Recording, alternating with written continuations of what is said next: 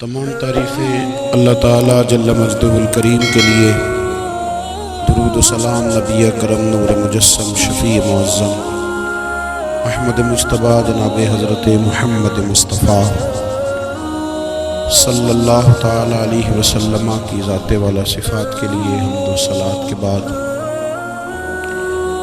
عزیز دوستوں، بزرگوں اور بھائیوں، انسان کھائے پیے سوئے جاگے تو اس کے جسم کی ضروریات پوری ہوتی ہے، لیکن جب وہ اللہ کا ذکر کرتا ہے، نماز پڑھتا ہے، دعا مانگتا ہے، استغفار پڑھتا ہے، درود و سلام کے گجرے پیش کرتا ہے، تو پھر اس کی روحانی ضروریات پوری ہوتی ہیں۔ آج جس زمانے میں ہم وقت گزار رہے ہیں، لوگوں کی جسمانی ضروریات پوری کرنے کے لیے، غذائی ضروریات پوری کرنے کے لیے بہت سارے بندوبست کیے جا رہے ہیں، لیکن جتنا لوگ اپنی ظاہری ضروریات میں خود کفیل ہوتے جا رہے ہیں، اتنا ہی زیادہ وہ روحانی طور پر کمزور ہوتے جا رہے ہیں۔ گھنٹوں بیٹھ کر گپ شپ کرنے والے لوگوں کے لیے تھوڑی دیر بھی ذکر الہی کرنا مشکل ہو جاتا ہے۔ لمبی چوڑی باتیں کرنے والے، لمبے چوڑے دلائل دینے والے لوگ اور سمجھدار لوگ اور سیانے لوگ عبادت کے معاملے میں سستی کرتے ہیں، عمل کے مسئلے میں کمزور ہو جاتے ہیں۔ تسبیحات کرنا، وظائف پڑھنا، درود و سلام پڑھنا، کم بولنا، سچی بات کرنا، صبر سے رہنا، شکر کو اپنانا، قناعت اختیار کرنا، حسد، بغض، عداوت سے بچنا، یہ لوگوں کے لیے مشکل ہو جاتا ہے۔ پھر اس کا نقصان یہ ہے کہ معاشرہ ایک عجیب سی بے سکونی اور بے قراری کا شکار ہے۔ جیب میں بہت زیادہ پیسے رکھنے والا، خوش شکل نظر آنے والا، پیٹ بھر کے روٹی کھانے والا شخص بھی ڈھونڈتا پھرتا ہے کہ آخر میں پریشان ہوں کیوں۔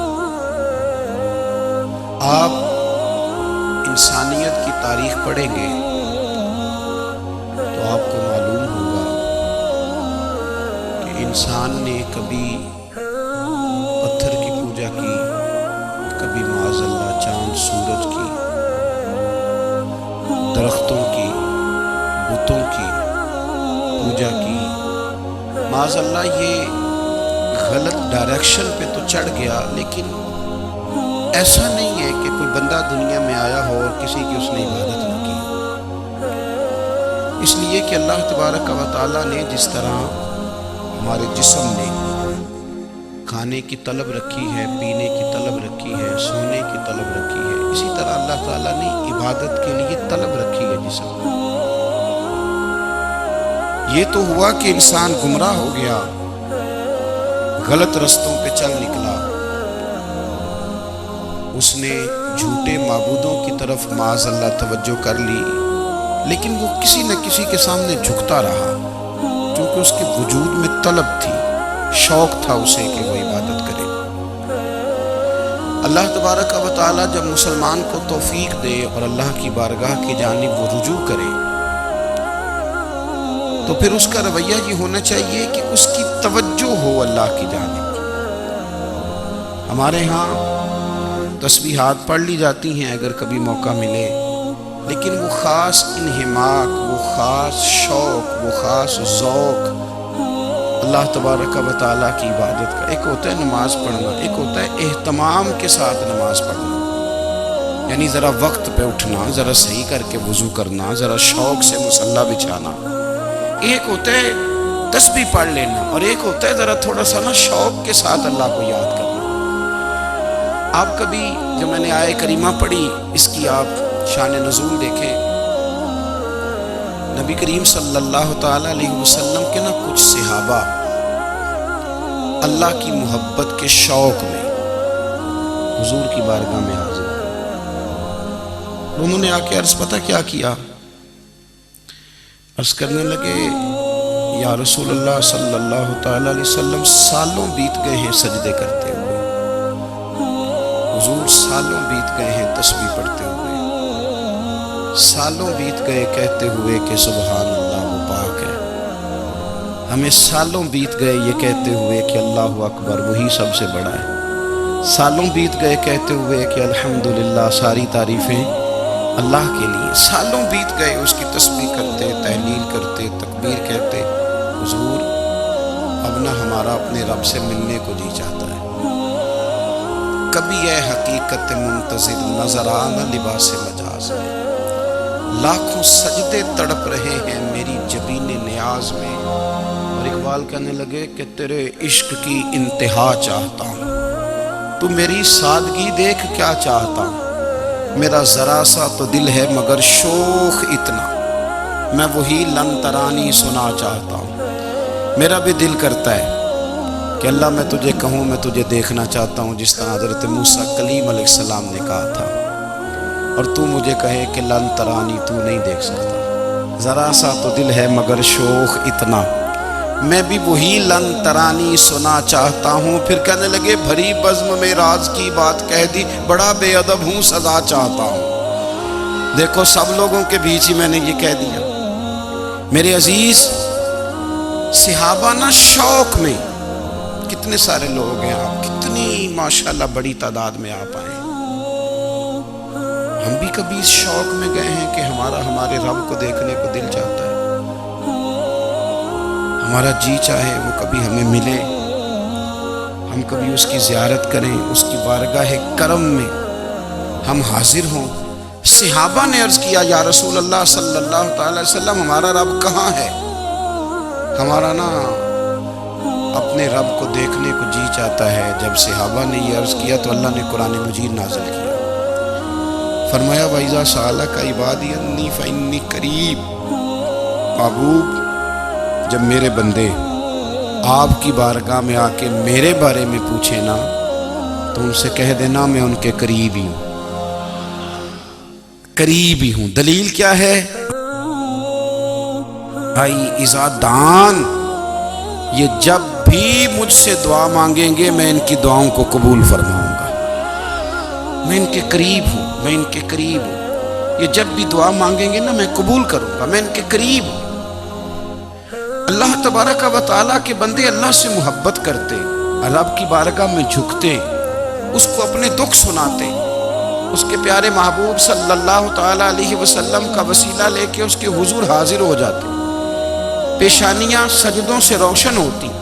ہم نا ہر چیز کے لیے وقت نکالتے ہیں، ہر چیز کے لیے، لیکن عبادت کے لیے وقت نہیں نکالتے۔ ہر شے آباد ہے، ہر شے، ہماری فیس بک بھی آباد ہے، واٹس ایپ بھی آباد ہے، ہمارے ٹویٹر بھی آباد ہیں، ہماری ہر چیز آباد ہے، سب سے کم آباد ہمارا مصلی رہ گیا، سب سے کم۔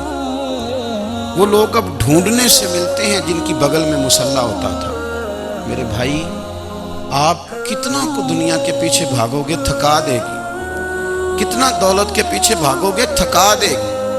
آپ جب اپنی زندگی میں جمع تفریق کرو گے نا تو مرتے وقت احساس ہوگا کہ سارا کچھ تو لوگوں کے لیے کیا، اپنے لیے تو کر ہی کچھ نہیں سکے۔ اور ہم عبادت کے معاملے میں بہانے بازی بھی کرتے ہیں، ہم کہتے ہیں اوہو رزق کمانا بھی تو عبادت ہی ہے نا، میں حلال روزی کے لیے جا رہا ہوں یہ بھی تو عبادت ہے۔ میری طرح کے لوگ کہہ دیتے ہیں کہ میں سویرے اٹھ کے مدرسے میں کچھ اسباق دیکھتا ہوں تو یہ بھی تو عبادت ہے، میں بیان کرنے کے لیے مطالعہ کرتا ہوں تو یہ بھی تو عبادت ہے نا، اتنے لمبے سفر کر کے ملک میں دنیا میں گھومتا ہوں تو یہ بھی تو میں عبادت ہی کر رہا ہوں۔ اب اسپیشل نفلوں کے لیے وقت کس طرح نکلے، اسپیشل کر کے تسبیح میں کیسے چلاؤں، میں سارا کچھ ہم بہانے بنا لیتے ہیں نا۔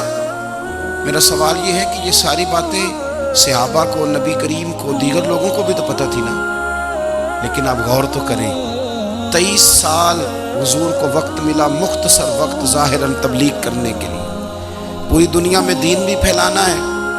گھر میں 11 ازواج ہیں، 4 بیٹیاں ہیں، ان کی اولادیں، سارے کام کاج بھی دیکھنے ہیں، لیکن سیدہ طیبہ طاہرہ حضرت عائشہ صدیقہ رضی اللہ تعالیٰ عنہ فرماتی ہیں سارا دن تبلیغ کرتے، ہر غلام کے دکھ سنتے، گھر میں آتے تو اپنے گھر والوں کا خیال کرتے، کام میں ہمارا ہاتھ بٹاتے۔ قربان جاؤں، کہتی ہیں زمانہ سارا سو جاتا لیکن آمنہ کے لال مصلی بچھا لیتے۔ دنیا سو گئی، ساری سب سو گئے، جو خدام تھے، وہ جو غلام تھے، وہ سو گئے۔ صحیح مسلم میں لفظ ملیں گے، سیدہ پاک فرماتی ہیں او میرے نبی کے غلاموں، میں نے یہ رنگ بھی دیکھا ہے کہ حضور نے اتنا کھڑے رہے، اتنا قیام کیا، اتنا قیام کیا کہ مقدس پیروں میں ورم آ گئے، سوج گئے پیر، اتنے بڑے۔ دل پہ ہاتھ رکھ کے نہیں بتا سکتا کہ میرے کبھی نماز میں پیر سوج گئے، کوئی نہیں بتا سکتا۔ بچوں کی روٹی کماتے تھک گئے، بات الگ ہے، ہم سیر کرنے گئے تو تھک گئے، بات الگ ہے، لیکن عبادت میں یہ بھی تو مسلم شریف ہے نا، یہ بھی تو دین ہے نا، یہ بھی تو حضور کی سنت ہے، یہ بھی تو وہ چیز ہے جو کریم کی آنکھوں کی ٹھنڈک ہے۔ سیدہ فرماتی ہیں پیروں میں ورم آ گئے، ساری رات ہی حضور نے نماز پڑھی اور ایک ہی آیت بار بار دہرائی۔ مسجد نبوی میں بلال حبشی نے فجر کی اذان دے دی، حضور ابھی مصلی پہ تھے، کریم فارغ ہوئے، میں نے عرض کی یا رسول اللہ صلی اللہ علیہ وسلم، آپ کے تو صدقے اللہ اگلے پچھلوں کے گناہ معاف کرے گا، تو آپ اتنی آہوزاری کیوں فرماتے ہیں؟ آپ تو شفیع ہیں، آپ تو انبیاء کے امام ہیں۔ تو حضور نے فرمایا عائشہ تم نے گنوایا ہے نا میرے اللہ کی مجھ پر کتنی رحمت ہے، افلا اکون عبدا شکورا، فرمایا اگر اس نے اتنی نعمتیں دی ہیں تو کیا میں اس کا شکر گزار بندہ نہ بنوں؟ میں شکر گزار بندہ نہ بنوں اس کا؟ پھر اگر اتنی نعمتیں اس نے دی ہیں، مجھے اتنا نوازا ہے، تو پھر میں اس کے سامنے سجدے نہ کروں؟ او میرے بھائی، بڑے قابل فخر لوگ ہیں ہم کہ ہم نبی پاک کے غلام ہیں، ہم قابل فخر ہیں کہ نبی کریم کے غلام ہیں۔ کیا کبھی اس غلامی کے شکرانے میں بھی 2 نفل پڑھے کہ یا اللہ تیرا شکر ہے تو نے ہمیں حضور کا غلام بنایا ہے؟ یاد رکھیں کہ اپنی روحانی زندگی کو آباد کریں، استغفار پڑھیں، تسبیحات کریں۔ حضرت عبداللہ ابن عمر رضی اللہ تعالیٰ عنہ حضرت عمر کے صاحبزادے، مکہ مکرمہ میں ان کی قبر ہے۔ میں نے جب انہیں پڑھا تو مجھے ان سے بڑا پیار ہو گیا، لیکن آپ کو پتہ ہے وہاں جا کے کسی شخص کا مزار تلاش کرنا یا پوچھنا ایک مشکل کام ہوتا ہے۔ تو ایک دفعہ میں مکہ شریف میں حاضر تھا، ایک گاڑی والا ڈرائیور مجھے کہنے لگا کہ مولانا میں آپ کو جانتا ہوں، مجھے آپ سے محبت ہے، ایک بات بتاؤں آپ کو؟ میں نے کہا بتاؤ۔ کہنے لگا حضرت عبداللہ ابن عمر کی قبر دیکھنی ہے؟ میں نے کہا یہ تو نہیں کہہ رہا، یہ کسی نے بندوبست کرایا ہے، یہ اللہ نے تیرے دل میں بات ڈالی ہے، یہ ہو گیا تو لے چل مجھے۔ حضرت عبداللہ ابن عمر کو نبی پاک نے فرمایا تھا راجل صالح، یہ نیک بندہ ہے، یہ متقی آدمی۔ حضرت عبداللہ ابن عمر رضی اللہ تعالیٰ عنہ سیدنا فاروق اعظم رضی اللہ تعالیٰ عنہ کے صاحبزادے ہیں، اور ان کی ہمشیرہ سیدہ حفصہ رضی اللہ تعالیٰ عنہ حضور کی زوجہ محترمہ۔ ایک دن اپنی ہمشیرہ سے کہنے لگے کہ نبی کریم صلی اللہ تعالیٰ علیہ وسلم گھر میں آئے نا، اور اگر حضور غم امت میں پریشان نہ ہوں، طبیعت کو حشاش بشاش دیکھو، تو ذرا پوچھنا تو صحیح حضور کا میرے بارے میں کیا خیال، پوچھنا تو صحیح کہ کریم کی بارگاہ میں میرا کیا مقام ہے، میرے بارے میں حضور کیا فرماتے ہیں۔ اب بہن کو کام بتائے اور بتائے بھی بھائی، اور پھر بہن وہ کام نہ کرے، یہ تاریخ میں ہوتا نہیں۔ حضرت عمر فاروق رضی اللہ تعالیٰ عنہ کی صاحبزادی ام المومنین رضی اللہ تعالیٰ عنہ فرماتی ہیں کہ میں تو بس منتظر تھی، انہوں نے تو کہا تھا نا کہ اگر تم حشاش بشاش دیکھو تو بات کرنا، لیکن حضور تشریف لائے، میری باری تھی، میرے گھر تشریف لائے، کھانا پیش کیا تو فوراً میں نے عرض کی حضور ایک بات پوچھنی تھی۔ حضور نے فرمایا پوچھئے۔ میں نے عرض کی حضور میرے بھائی عبداللہ ابن عمر کے بارے میں آپ کا کیا خیال ہے؟ نوجوانوں میری بات پہ غور کرنا، میرے بھائی کے بارے میں آپ کا کیا خیال ہے؟ نبی کریم صلی اللہ تعالیٰ علیہ وآلہ وسلم نے میری طرف دیکھا اور پھر حضور زیر لب تھوڑا مسکرائے، اور بریلی کے امام کہتے ہیں کہ حضور مسکرا دیتے تھے نا تو جو بڑا دکھی ہوتا تھا وہ بھی ہنس پڑتا تھا۔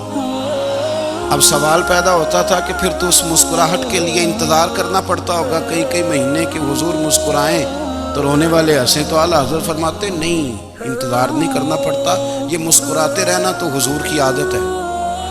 جس کی تسکین سے روتے ہوئے ہنس پڑے، اس تبسم کی عادت پہ لاکھوں سلام۔ یعنی یہ تو عادت ہے حضور کی مسکراتے رہنا، اس کے لیے انتظار نہیں کرنا پڑتا۔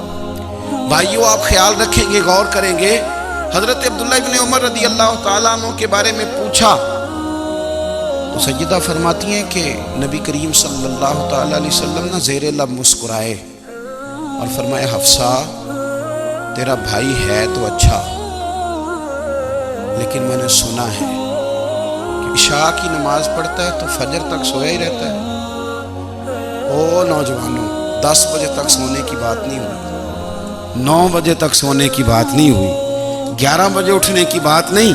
حضور فرمانے لگے میں نے سنا ہے کہ عشاء کی نماز پڑھ کے سو جاتا ہے اور فجر تک سویا ہی رہتا ہے، اسے چاہیے کہ تہجد کے وقت اٹھا کرے، اللہ کی بارگاہ میں حاضر ہوا کرے، آہوزاری کرے، سجدے کرے، عبادت کرے، اٹھتا ہے اور فجر میں جا کے اٹھتا ہے۔ حضرت جناب حفصہ رضی اللہ تعالیٰ عنہ کہتی ہے میں نے جناب عبداللہ ابن عمر کو پیغام دیا اور میں نے کہا میرے جوان بھائی سن، نبی پاک نے فرمایا ہے تو اچھا پر تہجد میں نہیں اٹھتا، نفل نہیں پڑھتا۔ او میری ملت کے جوانوں، مزہ نہیں آ جاتا جب ساری دنیا سوئی ہو، ساری دنیا، اور بستر بھی گرم ہو اور نیند بھی پورا غلبہ کر رہی ہو، اور اچانک گھنٹی بجے دماغ میں، آنکھ کھلے، گھڑی پہ نظر پڑے، 3:30 4 بجے کا پیغام گھڑی بتائے، اور کوئی چڑھتی جوانی والا اٹھ کے وضو کرے، اور جب وہ مصلی کھول کے بچھائے تو مدینے والے محبوب کہتے ہیں کہ ہر نماز پہ رب ثواب دیتا ہے، اور جو اٹھ کے تہجد کی نماز پڑھے اسے دیکھ کے تو رب مسکراتا ہے، جو اس کی شان کے لائق ہے، جو اس کی شان کے لائق، وہ مسکراتا ہے، خوش ہوتا ہے کہ میرا بندہ تہجد میں اٹھ گیا، وہ مسکراتا ہے۔ کاش ہماری صبح کبھی اپنے مالک کے نام ہو جائے، کاش کہ صبح حضرت ابو الحسن رحمۃ اللہ تعالیٰ علیہ حضرت معاذ ابن جبل رضی اللہ تعالیٰ عنہ کے پاس بیٹھا کرتے تھے، فرماتے ہیں ان سے جو پیار بڑھا تو پھر میرا مصلی سے بھی بڑھ گیا۔ تابعی ہیں، فرماتے ہیں صحابی رسول سے محبت ہوئی تو ذکر سے بھی ہو گئی، پھر درود شریف سے بھی ہو گئی، محبت ان سے بڑھی تو پھر اللہ نے مسجد کا پیار بھی بڑھا دیا۔ آپ فرماتے ہیں کہ میری ہر وقت طبیعت چاہتی تھی کہ بس اللہ اللہ کروں، بس اللہ اللہ کروں، بس نہ میں ذرا تھوڑی جان چھڑاؤں لوگوں سے، کوئی 10 منٹ ملے تو میں کوئی 4 نفل پڑھ لوں، میں تھوڑا سا نہ بچوں لوگوں سے، اور مجھے تسبیح ملے تو میں نہ کچھ 400-500 دفعہ استغفار پڑھوں، سبحان اللہ، الحمدللہ، اللہ اکبر، لا حول ولا قوت الا باللہ، میں نہ تسبیحات پڑھوں۔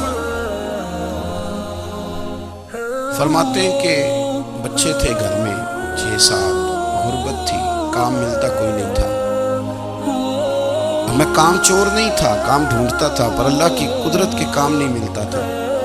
فرماتے ہیں کہ میں نے ایک دن اپنی اہلیہ سے کہا کہ آج میں پھر جاتا ہوں کام ڈھونڈنے، تو میری بیوی بڑی فرما بردار تھی، پر اس دن نہ غربت کے ہاتھوں تنگ آ کے کہنے لگی آج نانا کوئی تو چیز لے کے آیا، تو مجھ سے بچوں کی بھوک نہیں دیکھی جاتی، سب روگاں دا روگ محمد جس دا نام غریبی، کنڈ بلا کے لنگ جاندے نہیں دوست یار قریبی، آج نہ کچھ لے کے آیا تو میں بچے لے کے چلی جاؤں گی۔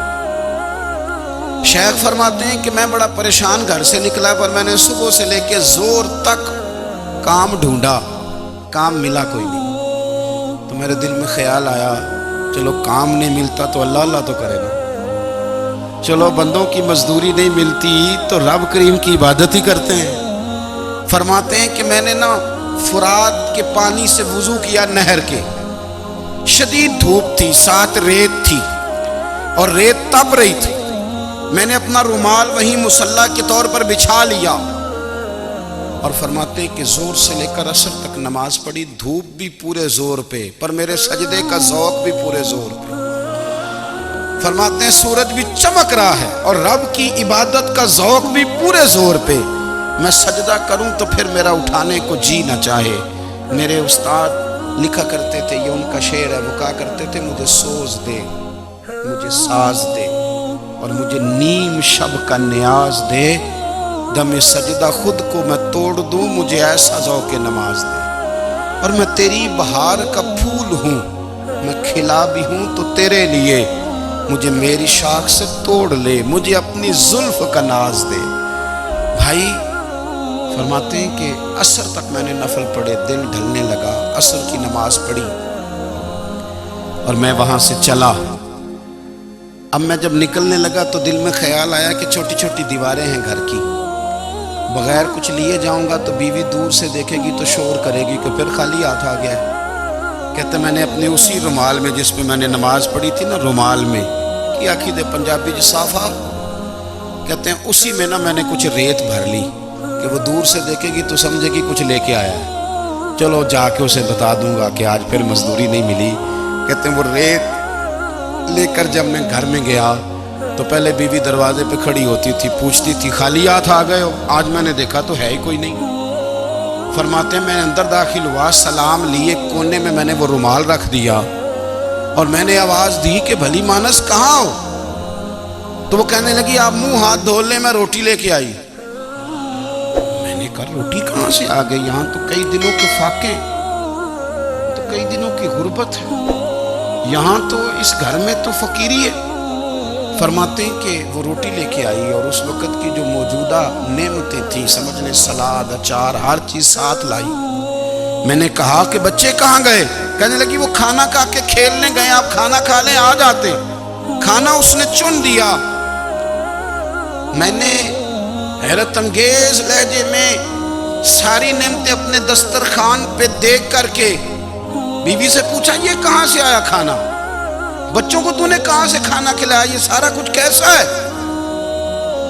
کہنے لگی پتہ نہیں آج آپ کس کریم کی مزدوری کرنے چلے گئے تھے، پتہ نہیں کس کریم کی، میرے گھر میں تو اتنی نعمتیں آئی ہیں کہ مجھ سے سنبھالی نہیں جا رہی، اتنا اناج ہے، اتنا گندم ہے، کس کریم کے دروازے آج چلے گئے تھے؟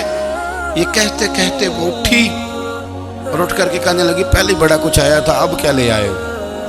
اور جا کر کے نا اس نے وہ ریت والا رومال کھولا، کہنے لگے میں تو لے کے آیا تھا ریت، تو میرے رب نے اسے بھی سونے اور ہیرے بنا دیا تھا۔ جب آپ کی توجہ اللہ کی جانب، میرے نبی پاک صلی اللہ تعالی علیہ وسلم نے فرمایا ہر چیز اپنے رب سے مانگ، ہر چیز مانگ، ہر چیز مانگ۔ یا رسول اللہ کیا کچھ؟ میرے محبوب نے فرمایا تیرے گھر میں نمک بھی ختم ہو جائے تو وہ بھی اپنے رب سے مانگا کر، تو مانگنا وہ تجھے دے گا، تو اس کی بارگاہ میں کشکول طلب دراز تو کرنا۔ اور ترمذی شریف میں عجیب لفظ ہے، رسول کائنات نے فرمایا، رب کریم فرماتا ہے جب میرا بندہ ہاتھ اٹھاتا ہے نا تو مجھے حیا آتی ہے کہ میں خالی کیسے لوٹا دوں اس کے، اتنے بڑے بادشاہ کی بارگاہ میں۔ او بھائی لوگوں سے عزتیں تلاش کرتے ہو تو وہ کیا تمہیں عزت دیں گے؟ وہ تو کل اچھا کہتے ہیں پرسوں برا کہنے لگ جاتے ہیں۔ لوگوں کے سامنے گڈ بک میں آنا چاہو گے تو وہ تو سویرے تمہارے بارے میں کچھ کہیں گے، شام کچھ اور کہیں گے۔ اپنی روحانی زندگی آباد کریں، اپنے مصلح کو وقت دیں، اور دنیا سے چھپ کر اس موبائل کو بند کر کے اور اپنے آپ سے بھی چھپ کے اور تنہا ہو کے چھپا کے سارا کچھ اپنے آنسو اپنے رب کی بارگاہ میں پیش کریں، اس کے حضور حاضری دیں۔ سنو نا ترمذی کی حدیث اور اسے یاد رکھنا، نبی پاک علیہ السلام نے فرمایا اپنے دکھ لوگوں کے سامنے نہ بیان کرنا، سیٹھوں نوابوں کو نہ بتاتے پھر، دنیا داروں کے سامنے جا کے نہ رونا کہ میں تکلیف میں ہوں۔ اور میں اگر دنیا داروں کو دکھ بتاؤ گے رب تمہیں کبھی غنی نہیں کرے گا۔ اور لوگ ہیں کہ الٹا مذاق اڑائیں گے۔ آپ کی جس سے بڑی پکی یاری ہے نا، پکی، وہ تب تک پکی ہے جب تک آپ نے 50,000 مانگا نہیں، اور جس وقت آپ نے کہہ دیا کہ میں مجبور ہوں میری مدد کر تو پھر ختم ہو گئی دوستی۔ لوگوں کے تعلقات آپ کے ساتھ تب تک ہیں جب تک آپ ان سے کوئی ضرورت وابستہ نہیں کرتے۔ کریم محبوب فرمانے لگے بندوں کے سامنے دکھ نہ بیان کرنا، اللہ تجھے کبھی غنی نہیں کرے گا۔ تو اپنے دکھ اپنے رب کو بتا، تو دعائیں مانگ، تو اس کی بارگاہ میں حاضر ہو، تو اس کے حضور عرض کر۔ فرمایا اپنے دکھ اپنے رب کو بتا، وہ جلدی کرے یا دیر سے کرے تجھے ساری دنیا سے بے نیاز کر دے گا، تجھے کسی کا محتاج نہیں رہنے دے گا۔ اپنے اپنے مسلح کو، اپنی دعاؤں کو، ایک بزرگ فرماتے ہیں میں نے دعا مانگنے کا طریقہ اپنی بیوی سے سیکھا۔ دعا مانگنے کا طریقہ اپنی، سیکھنے والے تو اپنے بچوں سے بھی سیکھ لیتے ہیں، سیکھنے والے تو ہر ایک سے سیکھتے ہیں۔ وہ کہتے ہیں میں نے دعا مانگنے کا سلیقہ اپنی بیوی سے سیکھا ہے۔ حضرت وہ کس طرح؟ فرمانے لگے میری بیوی نے نا مجھے کوئی کام بتایا، کچھ پیسوں کی ضرورت کے لیے کہا، تو میں نے اسے کہا کہ بھئی ابھی میرے پاس نہیں ہے، کچھ دنوں میں آتے ہیں تو میں دے دوں گا۔ عورتوں کی عادت ہوتی ہے وہ بار بار یاد کراتی ہیں، 2-4 دنوں کے بعد پھر اس نے کہا حضرت وہ میں نے کہا تھا کچھ پیسے، میں نے اسے کہا کہ ابھی میرے پاس نہیں ہے، کچھ دنوں میں ملتے ہیں تو میں تمہیں دے دوں گا۔ اس نے کچھ دنوں کے بعد پھر کہا حضور وہ میں نے کچھ پیسے کہے تھے۔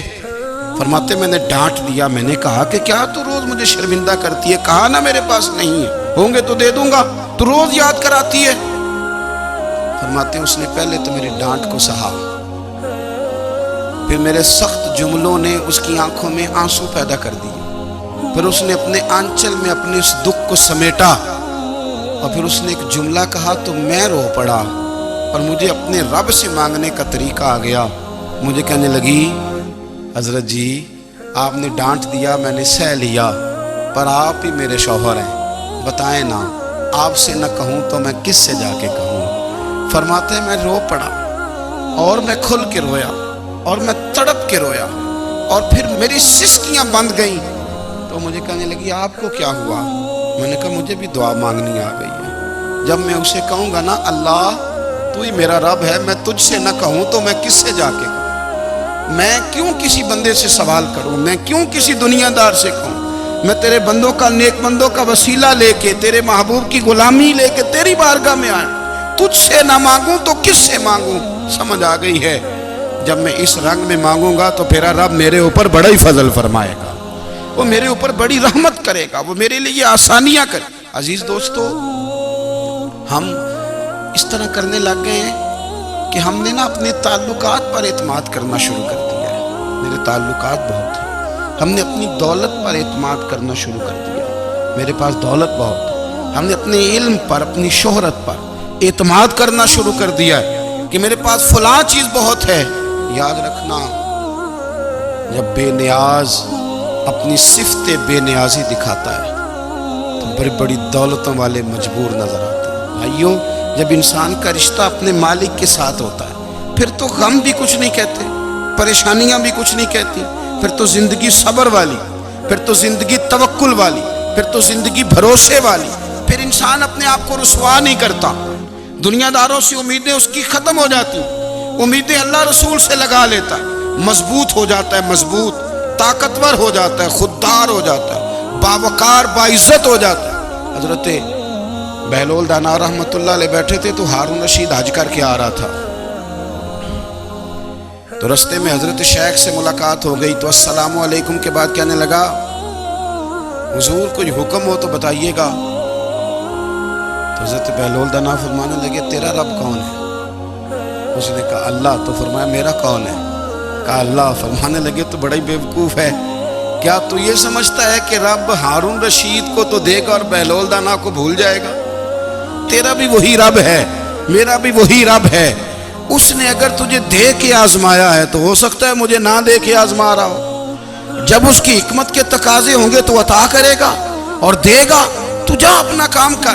بھائی اپنی روحانی زندگی، اپنی عبادات، اپنے وظائف، اپنے روزمرہ کے معاملات، اپنی دعائیں، اپنا استغفار، دیکھو مشکل کام تو نہیں 2 رکوع ہیں سورہ واقعہ کے اگر رات کو پڑھ لی جائے تو میں کس طرح یہ بات بیان کروں کہ تعویذ بانٹنا آسان ہے اور وظیفہ بتانا مشکل ہے۔ سارا دن تعویذ بانٹیں تو لوگ لینے کو تیار ہیں، اور اگر آپ وظیفہ بتائیں تو کہتے ہیں تو مشکل کام ہے۔ او خدا کے بندے، اگر آپ کا تعلق قرآن پاک کے ساتھ مضبوط ہو، قرآن پاک کے ساتھ اگر آپ کا رشتہ ہو، لوگ سفارشیں ڈھونڈتے ہیں نا دنیا میں، کوئی تعلق مل جائے تو میرا کام ہو جائے، دنیا میں اتنا مشکل معاملہ ہے، آخرت میں مجھے بتائیے گا کتنا مشکل معاملہ ہوگا۔ میرے نبی پاک صلی اللہ تعالیٰ علیہ وسلم نے فرمایا جو لوگ سورہ ملک پڑھا کرتے تھے نا، سورہ ملک، یہ سورت ملک قیامت میں ان کی سفارش کرے گی، اور اس طرح کرے گی کہ کہے گی اے اللہ یہاں اس بندے کو جنت میں داخل کر دے یا مجھے قرآن پاک سے علیحدہ کر دے. تو رب فرمائے گا جا اس کا دامن تھام کے اسے جنت تک پہنچایا. آپ بات کو سمجھیں. جب آپ کے تعلقات اپنے معاملات کے ساتھ مضبوط ہوں گے، یہ نبی کریم نے وعدہ کیا ہے کہ تو سورت واقعہ پڑھ تیرے گھر میں فاقہ نہیں آئے. حضرت عبداللہ ابن مسعود رضی اللہ تعالیٰ عنہ بیمار تھے تو حضرت عثمان غنی رضی اللہ تعالیٰ عنہ تیمارداری کے لیے تشریف لے گئے اور جا کر کے کہا کہ آپ بڑے بیمار ہیں، آپ کی بیٹیاں زیادہ ہیں، میں چاہتا ہوں کہ خزانے میں سے کچھ مدد کروں. تو سیدنا عبداللہ ابن مسعود رضی اللہ تعالیٰ عنہ اٹھ کے بیٹھ گئے اور کہنے لگے امیر المومنین، اللہ آپ کو میری طرف سے میری بیٹیوں کی طرف سے بہتر صلہ دے. میری بیٹیوں کو کسی خزانے کی ضرورت نہیں، میں نے انہیں خزانہ دے دیا ہے. کہا جناب آپ نے کون سا خزانہ دیا ہے، میں آپ کے مالی معاملات کو جانتا ہوں. تو فرمانے لگے امیر المومنین، میرے نبی کریم نے فرمایا ہے جو سورت واقعہ پڑھے اسے کبھی فاقہ نہیں آتا. میں نے بیٹیوں کو یاد کرا دی ہے، یہ خزانہ میں نے انہیں دے دیا ہے. وہ سارے والدین سنیں جو بیٹیوں کے لیے پریشان رہتے ہیں. حضرت عبداللہ ابن مسعود نصیحت کر رہے ہیں، فرمانے لگے میں نے سورت واقعہ یاد بھی کرا دی ہے، پڑھنے کی عادت بھی ڈال دی ہے. حضور نے فرمایا ہے جو سورت واقعہ پڑھے اسے فاقہ نہیں آتا. کہنے لگے چاند تو اپنی جگہ چھوڑ سکتا ہے، سورج گر سکتا ہے، تارے ٹوٹ سکتے ہیں، پر مدینے والے رسول کی بات غلط نہیں ہو سکتی. حضور نے فرمایا فاقہ نہیں آئے گا تو انشاءاللہ کبھی بھی نہیں آئے گا. کرنے کا کام یہ ہے کہ ہم اپنے معاملات، اپنی عبادات، اپنی دعائیں کبھی 10 منٹ عادت ہو جائے نا دعا مانگنے کی علیحدہ سے رات کو. حضور نے فرمایا جو فرض نماز کے بعد دعا مانگے اللہ اس کی قبول کر لیتا ہے. نبی پاک صلی اللہ تعالیٰ علیہ وسلم نے فرمایا اللہ مسافر کی دعا قبول فرماتا ہے. حضور نے فرمایا اللہ مظلوم کی دعا قبول فرماتا ہے. حضور نے فرمایا بیمار سے دعا کراؤ اللہ اس کی دعا قبول فرماتا ہے. میرے نبی پاک نے فرمایا ماں باپ جب بھی اولاد کے لیے ہاتھ اٹھائیں، ویسے تے بلے شاہ تو آسمانی اڈ دیا ہی پھڑ دیں، جڑا گھر بیٹھا انہوں بڑھیا ہی نہیں. حضور فرمانے لگے ماں باپ جب بھی اولاد کے لیے دعا فرمائیں اللہ ان کی دعا کو قبول کرتا ہے. آپ اپنا تعلق بنائیں، دعا کے ساتھ، عبادت کے ساتھ، مصلی کے ساتھ رشتہ بنائیں، استغفار پڑھیں. صلاح الدین ایوبی صلیبی جنگوں میں تھے، رات کو مسجد اقصیٰ میں نماز پڑھی تو پریشان تھے. ایک بزرگ سے ملاقات ہوئی تو وہ کہنے لگے کہ آپ بڑے پریشان ہیں. کہنے لگے حضور پریشان اس لیے ہوں کہ پہلے ہی مسلمان کمزور ہے، اب میں نے سنا ہے دشمن کا ایک بحری بیڑا وہ جنگی سامان سے بھرا ہوا آ رہا ہے، تو اب ان کے پاس اور تلواریں اور نیزے آ جائیں گے، مسلمانوں کے پاس پہلے ہی وسائل کی کمی ہے، پریشان ہوں کس طرح کر کے مقابلہ کریں گے. یہ بات کہتے ہی صلاح الدین ایوبی نے بزرگوں سے کہا حضور آپ بھی دعا کرنا، دعا کی بڑی طاقت ہے. میرے نبی پاک نے فرمایا دعا مومن کا ہتھیار ہے، دعا مومن کا. حضور نے فرمایا تقدیر کو سوائے دعا کے کوئی چیز نہیں بدل سکتی. دعا مومن کا ہتھیار ہے، یہ کافر کے پاس کوئی نہیں، یہ ہتھیار ہے مومن کا. اللہ کرے آپ کو سمجھ آئے. پھر سنیں کئی بار کہہ چکا ہوں یہ ہتھیار ہے. کافر کے مقابلے میں جو تیرے پاس سب سے بڑا ہتھیار ہے وہ دعا ہے. دعائیں کرانی چھوڑ دی، کرنی چھوڑ دی، لینی چھوڑ دی. حضرت سیدنا انس بن مالک رضی اللہ تعالیٰ عنہ فرمایا کرتے تھے میں نے وہ رنگ دیکھا ہے جب حضور دعا مانگتے تھے اور حضور کی مقدس آنکھوں میں آنسو بھی ساتھ ہی بہا کرتے تھے، میں نے وہ انداز دیکھا. تو صلاح الدین ایوبی بزرگ سے کہنے لگے آپ بھی دعا کیجیے، اور خود رونے لگے اور سر سجدے میں رکھ کے رونے لگے اور عشاء سے لے کر فجر تک روئے، خوب روئے. صبح وہ بزرگ آئے تو صلاح الدین ایوبی کا خوبصورت اور ہنستا ہوا چہرہ دیکھا. کہنے لگے آپ بڑے خوش ہیں، رات تو میں نے بڑے روتے ہوئے دیکھا تھا. تو کہنے لگے حضور وہ جو بحری بیڑا آ رہا تھا نا وہ پانی میں ڈوب گیا ہے، اب وہ نہیں آ رہا، ابھی خبر آئی ہے تو میں بڑا خوش ہوں. بزرگ کہنے لگے اٹھ سینے سے لگ، اور سن ایک بات، وہ بحری بیڑا پانی میں نہیں ڈوبا، وہ تیرے آنسوؤں میں ڈوب گیا. وہ جو تو رات رویا ہے نا رب کریم کی بارگاہ میں تو وہ ڈوب گیا ہے. بھائی اپنا مصلی کا، عبادت کا وظائف کا، اللہ اللہ کا سلسلہ اس کو مضبوط کریں، اپنی دعاؤں کے تعلق کو مضبوط کریں۔ دعائیں بڑے انقلاب برپا کر دیتی ہیں۔ ہم تھوڑے تھوڑے نا جب سے خشک ہوئے ہیں نا، خشک، اور میری تو جماعت ہی صوفیاء کی جماعت تھی، ہم تو داتا علی اجمیری کی جماعت سے، ہم تو خواجہ اجمیری کی جماعت سے، ہم تو شیخ احمد فاروق سرہندی کی جماعت سے، ہم تو صوفیاء کی جماعت۔ ہماری جماعت نے بھی وہ تعلق جو ہمارے بزرگوں نے بنایا تھا۔ بزرگ اللہ کے قریب کیسے جاتا ہے؟ ہمارے یہاں نا بہت سارے لوگ کہتے ہیں جی نظر ہو گئی تو کام ہو گیا۔ بھئی جو بخاری مسلم میں طریقہ ہے نا اللہ کا قرب پانے کا، وہ تو نفل ہے۔ نبی کریم علیہ السلام نے فرمایا بندہ نفلوں کے ذریعے رب کے قریب جاتا ہے، اور اتنا قریب جاتا ہے کہ پھر اللہ اس کی زبان بن جاتا ہے، اللہ اس کی آنکھیں بن جاتا ہے، کان بن جاتا ہے، ہاتھ اور پیر بن جاتا ہے۔ تو یہ تو عبادت ہے، یہ تو اللہ کی بارگاہ کی حاضری ہے جو آپ کو اللہ کے قریب کرے گی۔ اپنے نماز کو اہمیت دے کے ادا کریں، نمازیں موبائل بند کر کے ادا کریں۔ لیکن نا کچھ لوگ کہتے ہیں مجھے ٹائم نہیں ملتا نماز پڑھنے میں، کہتا ہوں یہ آپ نے بڑی جرات کی بات کی ہے۔ مجھے کو میرا پیر بھائی کہہ دینا میرے پاس ٹائم نہیں آپ کو ملنے کا، تو میں کہتا ہوں آج کے بعد آنا ہی نہ۔ تو کیا سمجھتا ہے تو بڑا آدمی ہے، تیرے پاس ٹائم نہیں ہے، ہمیں ملنے کا ٹائم موج کا۔ آپ نے اللہ رسول کو کہہ دیا ٹائم، اور عجیب فلسفہ ہے نا۔ کہا جائے نماز پڑھنے آؤ تو کہتے ہیں کپڑے ٹھیک نہیں، اور کہا جائے کہ آؤ ذرا دعوت پہ چلے تو کہتے ہیں 1 منٹ ٹھہر میں کپڑے بدل کے آیا۔ نماز کے لیے کہا تو کہتے ہیں ٹھیک نہیں، دعوت کے لیے کہا تو کہتے ہیں میں ذرا تیاری کر لوں، یوں جانا مناسب نہیں، ٹھیک نہیں۔ رب تو فرماتا ہے کہ جب تم مسجد میں آئے تو زینت اختیار کر کے آؤ، خوب ذوق سے دعا مانگے، خوب شوق سے نماز پڑھیں۔